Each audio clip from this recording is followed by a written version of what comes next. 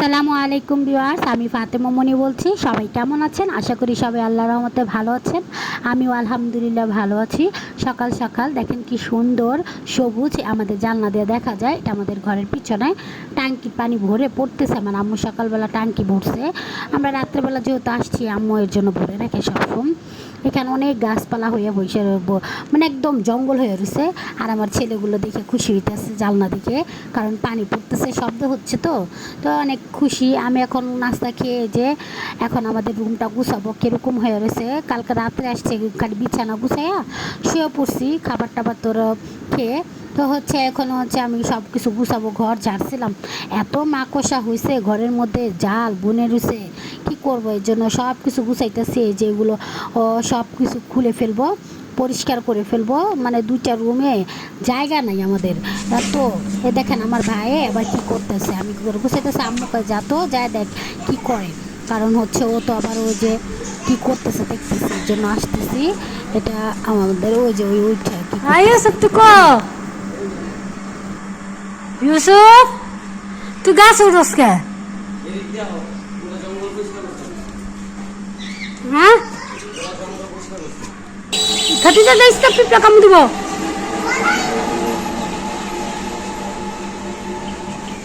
আম্মু নিষেধ করছে গাছ উঠতে। ওকে নিষেধ করলাম গাছ উঠতে। ও ডাব পড়ার জন্য চেষ্টা করতেছে, ডাব পড়াবে, ডাব খাবে। ডাব আবার অনেক পছন্দ। এদিক দিয়ে আমার কাকির পাখিগুলো এই বারান্দায় নিয়ে আসছে, কেচার মাচ্ছে ভালোই লাগে। আর ওই যে একটা পাখি মারা গেছে।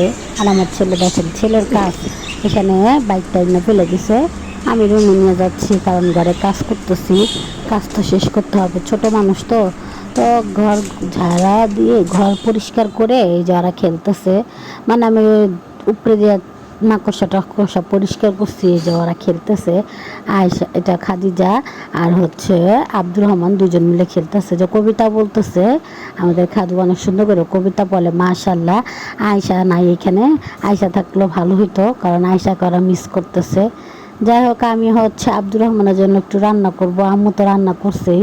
আমাদের গাছের এই যে পুঁই শাক নিয়ে যাচ্ছি ওর জন্য, এখান থেকে পুঁই শাক নিব। নিচে অনেকগুলো ছিল, নিচেরটি নাই, মনে হয় হাঁস আর মুরগি খেয়ে ফেলছে, ওপরেটা তো খেতে পারে না।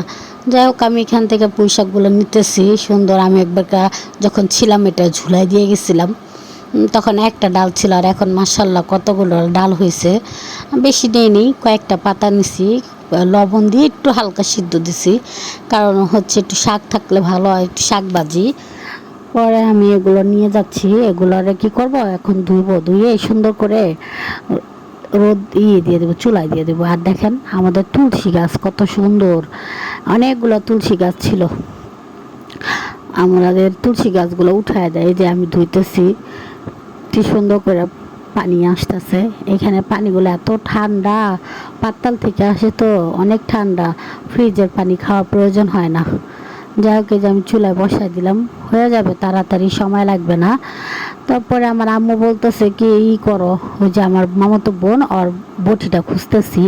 এই যে ওর বটিটা খাটের নিচে ছিল, খাটের নিচে দেখছেন কি অবস্থা। ওই বদনাটা আম্মু উজু করে ওটা দিয়ে, কিন্তু এখন করে না, এখন রেখে দিছি এভাবেই। আমি কি আম্মু এই যে একটা বটি পাইছে, আম্মুকে আরও আছে, আমি আরেকটা আছে যে নারিকেল কুড়ানি, তোকে এটা রেখে দাও, এটা লাগবো না। তো আমরা এটা রেখে দিলাম। আর বটিটা ওর জন্য ঢাকায় নিয়ে যাব। তারপরে আমরা বিছানা করলাম, আম্মু এই রুমে শুবে, আম্মু আর বাবা। সবাই ভালো থাকবেন, আমাদের চ্যানেলের পাশে থাকবেন। আল্লাহ হাফেজ।